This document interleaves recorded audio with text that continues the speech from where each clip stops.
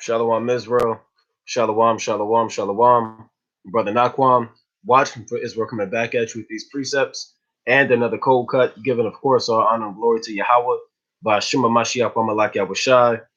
Double honors to the elect elders of the house of David that's been in this truth for decades, patiently waiting for the second coming of Yahweh Shai that's been laboring and laboring, right? A hearty shalom to you men out there on the highways and byways, right? Risking your lives to magnify Yahweh Bashim Yahushai and seal the elect, right? Go out there and seal in 144,000, enduring the elements, enduring affliction, right? Enduring the tempter coming at you heavy in the last days. Shalom to you men that may not be out there in the highways and byways, but you're studying, you're getting built up in the spirit, you're getting your body in order, your households in order, right? You fasting, praying, and doing what the Most High requires of you. And last but not least, shalom to the Akwak out there, the sisters that are in this truth, doing what the Most High requires of them with all readiness of mind. And you can see that the topic of this cold cut is what to do when all hell break loose, right? And I'm doing this because the brother Yamir stirred up my spirit to go into it because he did a video of what to do when you find yourself in the FEMA camp, concentration camp. And these are things that we have to go into because a lot of the flock, they may not be ready in the flesh, you know, to see the things that are coming on the earth. There are things coming on the earth that may be overwhelming.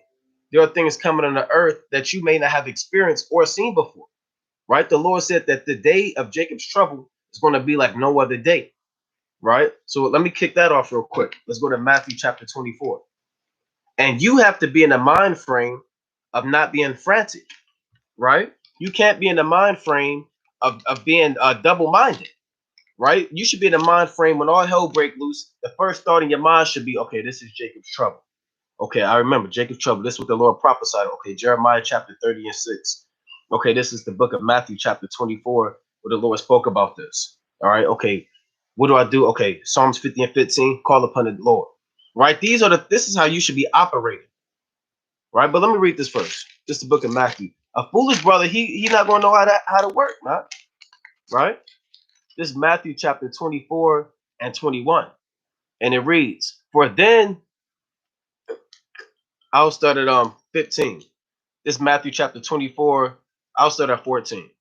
And it reads, and this gospel of the kingdom shall be preached in all the world for a witness unto all nations, and then shall the end come. So once the elect are sealed, then the end is going to come. Right? Verse 15, when ye therefore shall see the abomination of desolation, spoken of by Daniel the prophet, stand in the holy place, whoso readeth, let him understand. So you had three abominations of desolation, or you had two that happened. You had one during the time of Antiochus Epiphanes the fourth. You had one during the Roman Empire, and then you'll have a final one coming when Esau is ready to make war against you in the midst of the week, right? After the 1,203 square days, you'll have what you read about in Daniel chapter 12, where it speaks about the 1,290 days. Right, let me bring that out real quick just to show you what that's going into. All right, this Daniel chapter 12, and I'll read verse, because the Lord gave you a warning too. He gave you a warning on things that you want to see. When you see these things, then make moves, right? This Daniel chapter 12, and I'll read verse 7, right? Daniel 12 and 7. And I heard the man clothed in linen, which was upon the waters of the river, when he held up his right hand and his left hand unto heaven, and swore by him that liveth forever, that it shall be for a time, times, and they have. And when he shall have accomplished to scatter the power of the holy people, all these things shall be finished. Why? Because we're under the dominion of the beast for a time, times, and a half. Right, and I went into that. If you want more information on that, I did the Q&A, the rapid fire Q&A, breaking it down. Right, the times and a half is the time that we've been under the subjection of the so-called white man. Right, and that really goes into 3.5 days, which is 350 years. All right, and that's around the time from around 1619 to around 1970. All right, and then even up till now, we're still in this third day that you read about in Hosea the 6th chapter. All right. It says, verse 8, and I heard, but I understood not. Then said I, O my Lord, what shall be the end of these things? So Daniel didn't really understand. So he's trying to figure out what's the end of these things. And he said, go thy way, Daniel, for the words are closed up and sealed to the time of the end. And then we're in the time of the end, right? So the words are being brought out. The prophecies are, and the understanding and the waters are being increased in the last days. Verse 9. And he said, go thy way, Daniel, for the words are closed up and sealed to the time of the end. Many shall be purified and made white and tried, but the wicked shall do wickedly. And none of the wicked shall understand, but the wise shall understand. So a wise man, a man endowed and embedded in his truth, he's going to understand these prophecies in the last days and understand what the Most High requires of them, right, in these last days. Verse 11, here's the point. And from the time that the daily sacrifice shall be taken away, and the abomination that make it desolate set up, there shall be 1,290 days. So you have the 1,260 days, and then in the midst of that week, and I was going into this last night, and in the midst of the week, then you'll have the abomination that make it desolate. Then you'll have 30 days after, that's going to be the 1,290th day. So the Lord said, when you see the abomination of desolation spoken of by Daniel the prophet. Now, the first abomination of desolation was when Esau came through and rode through with the Greeks. Then he came in with the Romans. And now in the midst of the week, meaning in the midst of that, this spiritual 7 years, which is 3.5, which is 1,260 days, which is 42 months, right? Which is after this 350 years, the midst of the week. That's the midst of the week, because in between the midst of 7 is 3.5. So in the midst of that, you're going to have the elect being sealed. That's what the Lord said, this gospel shall be preached in all the world for a witness unto all nations, and then the end shall come.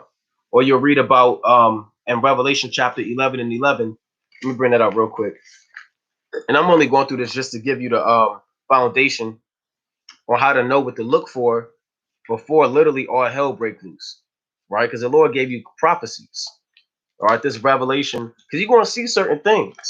And it's one of the main things that Yahweh harped on, right? This Revelation 11 and 11.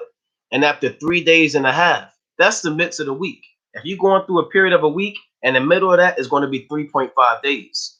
That's why the Lord said the gospel shall be preached for a witness unto all nations, then the end shall come. That's going to be in the midst of the week. That's what we read about in Daniel 9 and 27. We're in that last week. It says, and after 3 days and a half, the spirit of the life from the Most High entered into them, and they stood upon their feet, and great fear fell upon them which saw them. So when you go back to Daniel chapter 12, it says that from the time that the daily, this Daniel 12 and 11, from the time that the daily sacrifice should be taken away, and the abomination that make it desolate set up. Now, that already happened during the time of the Greeks. So why is Yahweh Shai saying, when you see the abomination of desolation happen, right, make moves and get the hell out and flee? Why? Because this is going to be after the 1,260 days. It clearly says, from the time that the daily sacrifice shall be taken away and the abomination that make it desolate set up, it's going to be 1,290 days. So right now we in captivity for the 1,260 days, but you have the abomination that's set up in the midst of that week. Then you'll have 30 days of the transgression happening, right? Where Esau is making war and destroying Israel for those 30 days. All right. And that's why when that's cleansed, that's why when you read Daniel chapter 12, it says, and at that time shall Michael stand up. Right. So the Lord said, when you see the abomination of desolation, then make moves, man. Right. You're going to see these tanks. You're going to see Esau ready to make war. Before Esau crack down, you're going to see it happen. Right. You're going to see the tanks lined up. You're going to see the infantry. You're going to see it going on. When you see him ready to destroy Israel, then you got to flee. Right? That's what we did during the time of the Roman Empire. And the Lord requires that which is past. That's what we did during the time of the Greeks. And during the time of the abomination to make it desolate, you had them burning down Bibles and in the book of Maccabees, persecuting the saints. Right? That's what we're going to go through again. Right? You read about that in Revelation 12 and 17, 2nd Ezra chapter 16. When you see that happening after the 1,260 days, after the gospel is preached to the witness to all nations, and Daniel chapter 9:27 kicks in, where it says, in the midst of the week, right, he will cause the sacrifice and oblation to cease. That's talking about us. were the temple. In Revelation 11, we're the altar. Isaiah chapter 19, we're the altar and the temple. And we sacrifice the Most High by presenting our bodies as a living sacrifice, and the fruit of our lips is to sacrifice. Tell you that in Hebrews 13 and 15. So us being allowed to serve the Most High, that's going to be shut down soon. And you're going to see these tanks, you're going to see all hell breaking loose, right? You're going to see Esau rolling in on you. And what do you have to do? What did the Lord tell you to do, right? This is Matthew chapter 24, right? So the Lord gave you things to see before Jacob's trouble kicked off. And somebody asked, are those literally 30 days? Those aren't literally 30 days. Remember, 1,260 days is really 350 years, right? So, when you do that math for the 30 days, it goes somewhere to the effect of around 8 years, right? 8 years, give or take. 8 years and 4 months. All right. That's just doing the math for the calculating how long the days are. So this Matthew chapter 24 and 14 again.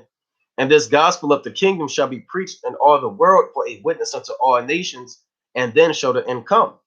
When ye therefore shall see the abomination of desolation spoken of by Daniel the prophet, because Daniel spoke about the abomination of desolation in Daniel chapter 9 and 27, and in Daniel chapter 12, 11 on down. Remember, he said that's going to be after the 1,260 days, meaning after the elect are sealed. In the midst of the week, Esau, he's going to cause the sacrifice and oblation to cease, meaning you being able to freely serve the Most High is going to be shut down. You being able to go out on the highways and byways will be shut down. You being able to serve and call upon the name of the Most High is going to be shut down. Hey, what did it tell you in the book of Maccabees? Whosoever would not who was keeping the commandments, he was put to death.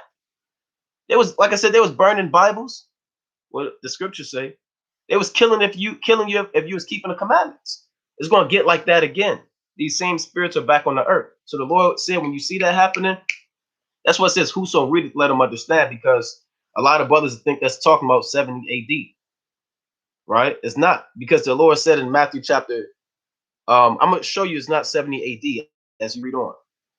Verse 16, then let them which be in Judea flee to the mountains. So in twofold, one level, they literally fled into the mountains in 70 AD. But for the elect, it's talking about, look, when you see that happening, then you got to flee. That's what the Lord said. We're going to be like pilgrims on the earth in those days. That's going to be fulfilled. That prophecy is being pilgrims on the earth, and one of a city and two of a field, right, is going to be fulfilled during the time of Jacob's trouble.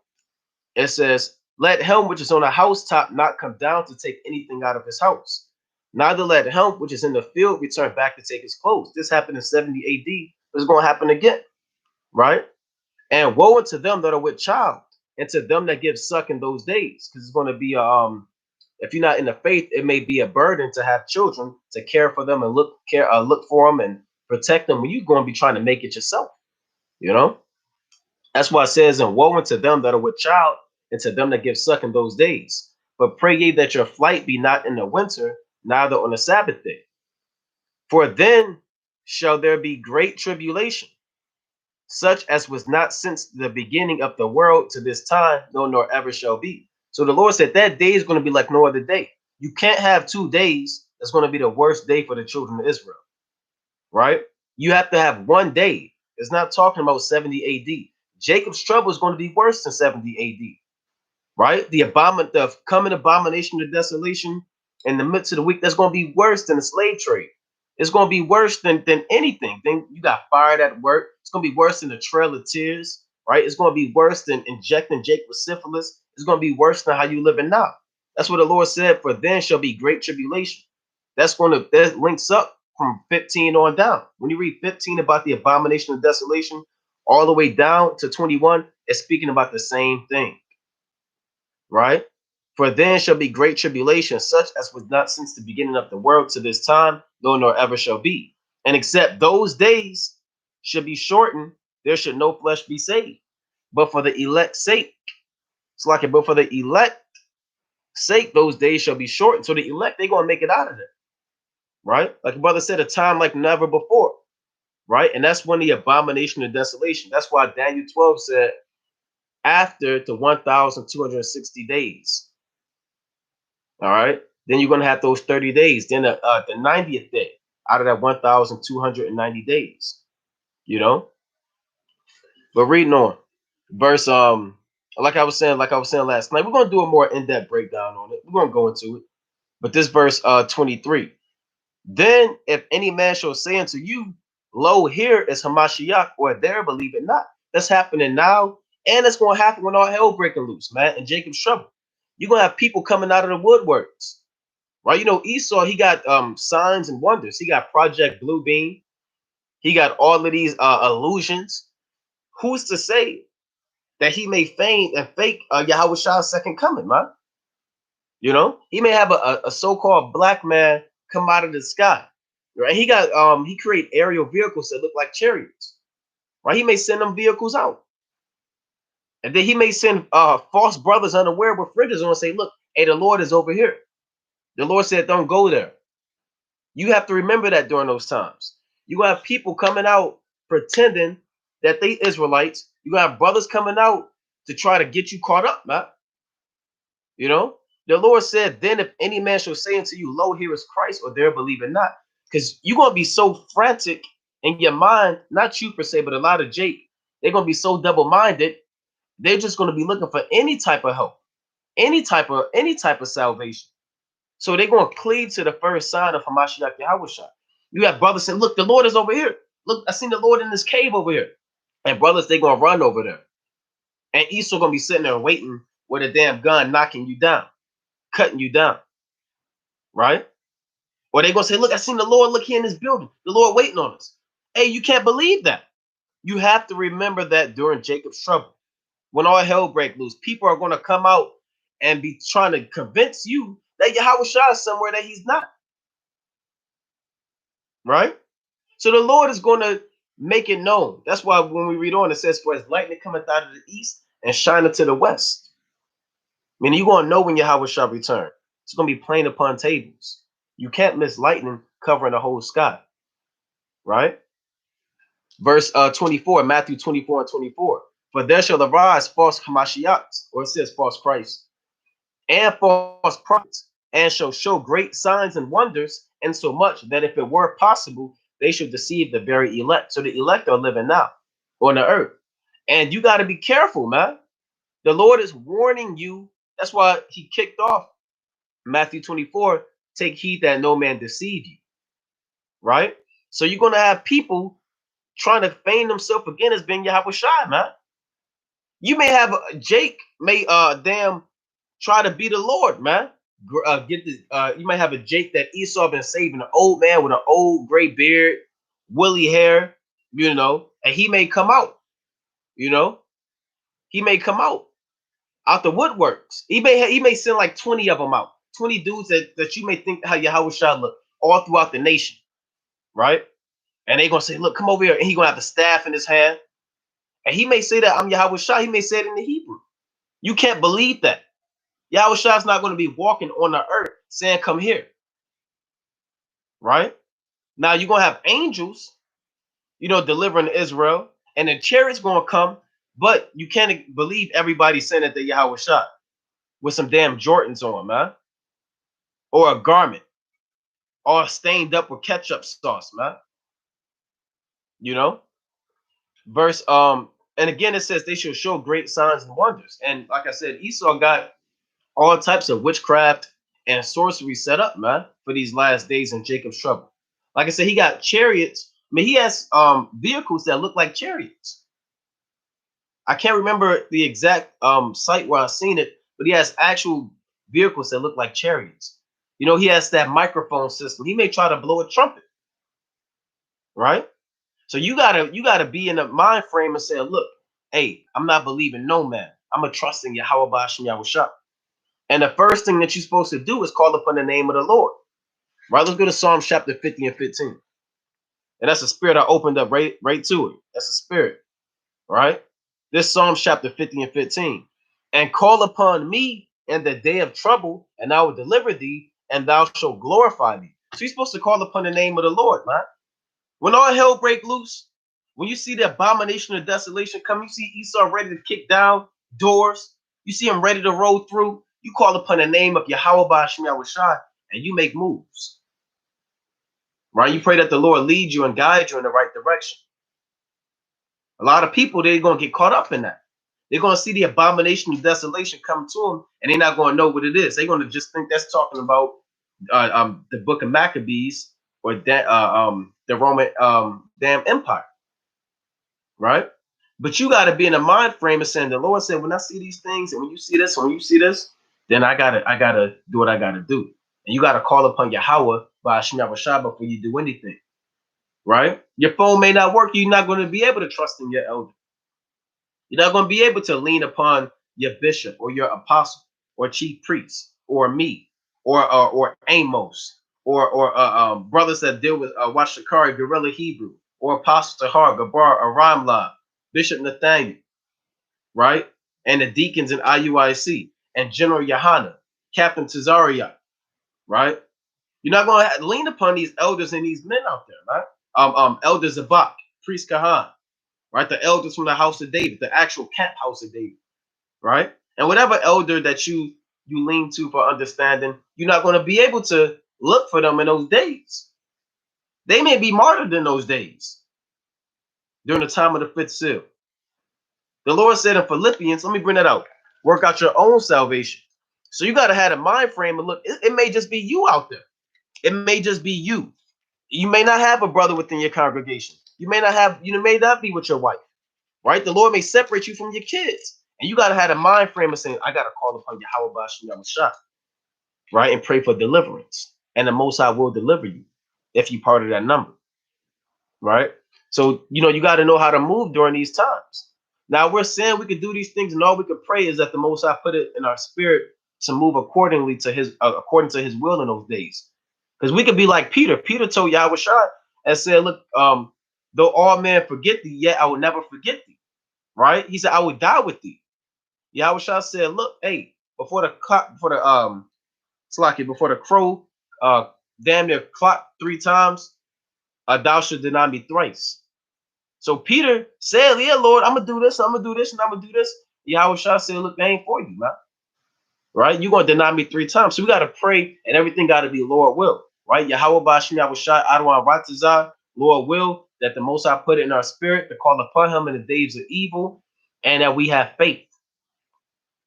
Right? Philippians chapter 2 and 12.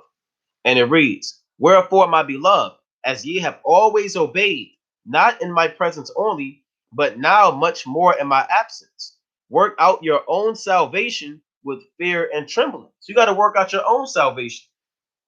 Because can't nobody deliver you but Yahweh B'Ashem Yahushua, man. Right? Your husband can't deliver you. Your son can't deliver you. Only the Most High can deliver you. And you got to put your trust in the Most High in those days. And you're going to have brothers betraying brothers. The Lord tell you that in Matthew chapter 10. Brother shall betray brother to death.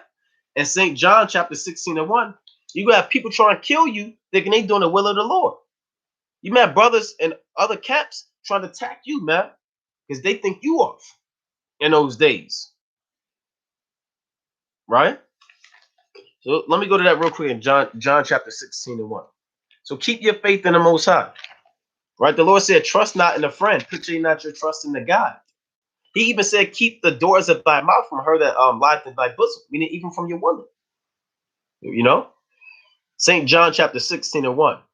These things have I spoken unto you, that ye should not be offended. And nobody should be offended about what's being brought out.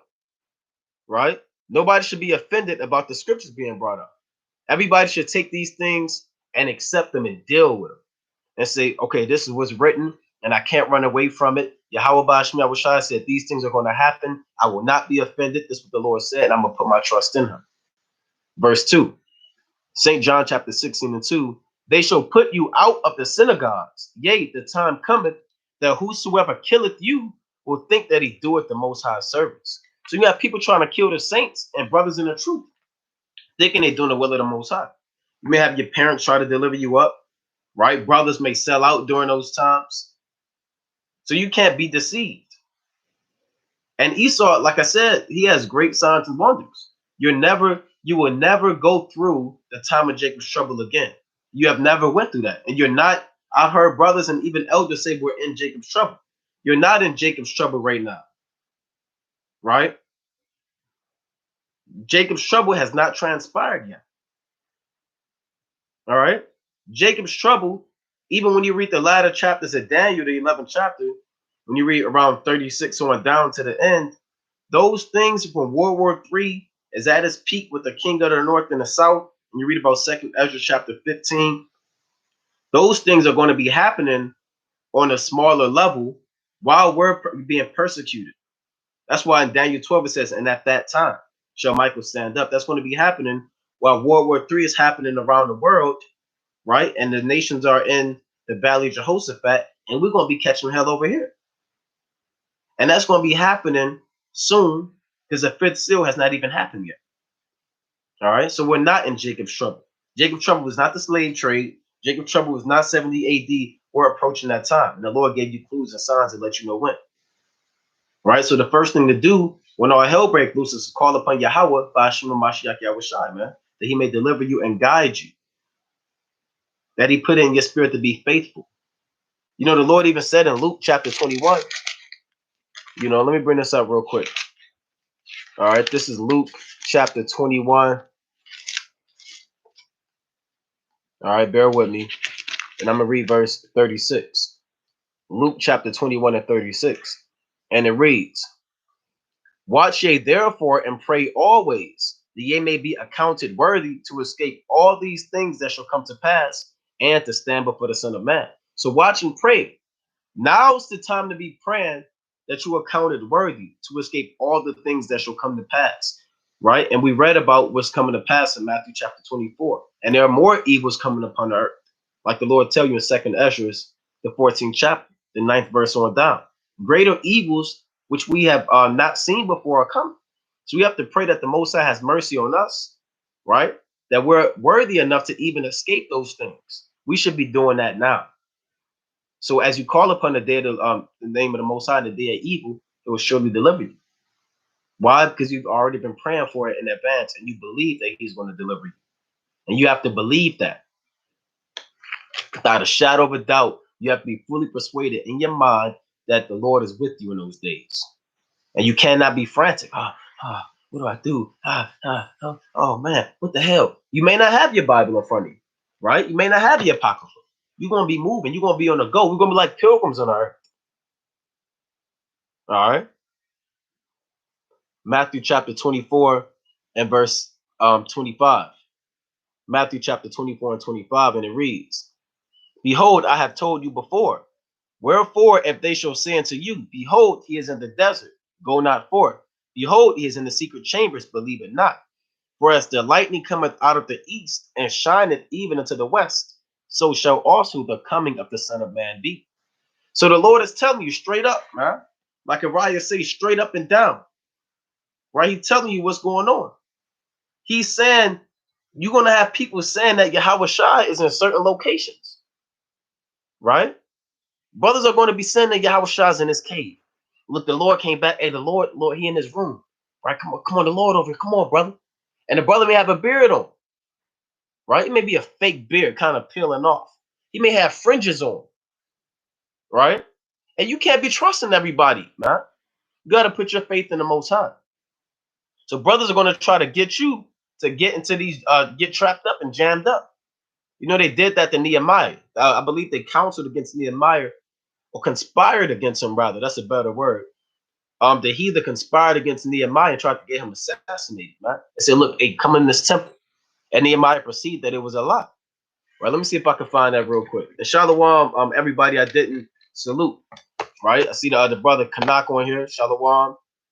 Evelyn Sparkman, Israelite Judah, Rockman Merriweather, right? Devontae Jones, Jeremiah, Devon Jones, right? Anybody I didn't salute, forgive me for that. But this is the book of see if I can find this account in Nehemiah where they tried to get Nehemiah to go into the secret chambers. All right, and he perceived that they tried to jam him up. All right, bear with me. All right, well, here's one account. This Nehemiah chapter 6 and 2. right? Nehemiah chapter 6 and 2, and it reads that Sambalat and Geshem sent unto me, saying, Come, let us meet together in some one of the villages in the plain of Ono, but they thought to do me mischief. So look, they tried to get Nehemiah jammed up. They said, Look, come over here, look, let's talk about it. Let's look, it's safety over here. Nehemiah perceived that they thought to kill him, man. They was constantly trying. Nehemiah had hits out on his head, man. They put hits out on Nehemiah because the spirit. They knew the spirit of the Lord was working with him to get Israel in order, to get the temple built. And right now we building a temple. We building an altar. That's why again in Daniel chapter 9, it speaks about the it's like it is overspreading of abominations on the altar. Because we're the altar, we're the temple. And Esau's going to come and try to destroy the altar and the temple. That's the coming abomination of desolation. You had an actual temple in 70 AD, but there were, and a lot of people don't read that. I think it's talking about Amalek building a third temple out there in Jerusalem that they going to destroy. What a third temple they're going to try to destroy in the midst of the week, right? So you can't be caught up out there, man. It's telling you Nehemiah perceived in the spirit that they tried to put him to death and thought to do him mischief. So you got people saying, look, low here, low there. Believe it not. Right? This Nehemiah chapter 6 and verse, let's see, Nehemiah chapter 6 and 10. And it reads, Afterward I came into the house of Shemaiah, the son of Delaiah, the son of Mehetabel, who was shut up.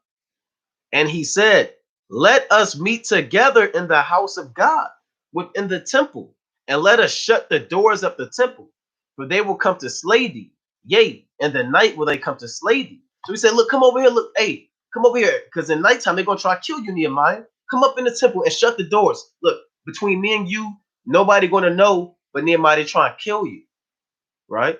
Let's see if Nehemiah perceived that this was true. Verse 11. And I said, Should such a man as I flee? And who is there that being as I am will go into the temple to save his life? I will not go in. And look, meaning, look, a regular dude could do that, but look, I'm Nehemiah, the Lord working with me, and I got a greater responsibility. I'm ready to lay my life down for this temple. Verse 12. And lo, I perceived that the Most High had not sent him, but that he pronounced this prophesy against me, for Tobiah and Sanballat hired him. So you got people hiring false brothers to try to kill you, man. And Nehemiah had a very high level of discernment to be able to discern who was for him and who conspired against him. You have to have a high level of discernment in these last days, because men are going to be out there trying to deceive you in the time of Jacob's trouble. Right? Verse 13, Nehemiah 6 and 13. Therefore was he hired, and he took the deal, like Judas took the deal. Right? Therefore was he hired that I should be afraid and do so and sin. Right? Meaning not doing the work of the Most High and running away from the work, that's a sin.